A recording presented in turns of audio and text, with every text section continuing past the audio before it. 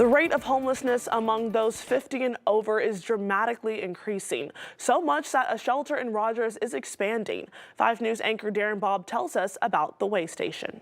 The over 50 population that's homeless is the largest, fastest growing demographic of homeless people. Donna Schillinger is executive director at the WayStation. The nonprofit that began just a few years ago actually operates 2 programs: transitional housing for those 50 and over and a day shelter for those in that same age group. She says homelessness among the older population is becoming a health crisis.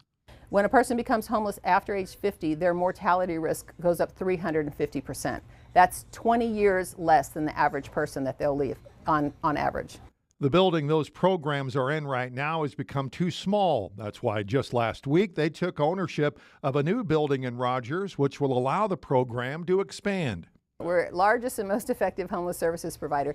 I mean, we've got other shelters that do the night shelter piece, or we have other transitional housing as well, but we do both of those. We do the large shelter numbers plus the transitional housing.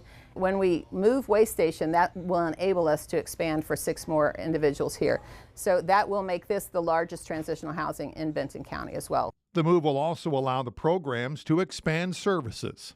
It's going to allow us to spread out and to focus on some of these job training and productivity activities. So we're actually going to do some in-house things. We're going to look at micro enterprise for anybody who wants to start a small business, coaching them on what those steps would be, and maybe seeing if we compare them with a mentor.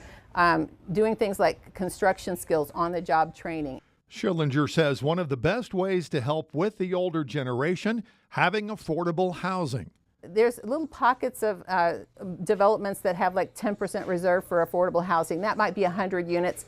We saw 650 families last year, and we're not going to see the same 650 this year. So, and every time you get an eviction, there's a person who cannot go into an apartment again for a long time. In Rogers, covering news where you live, I'm Darren Bobb, 5 News.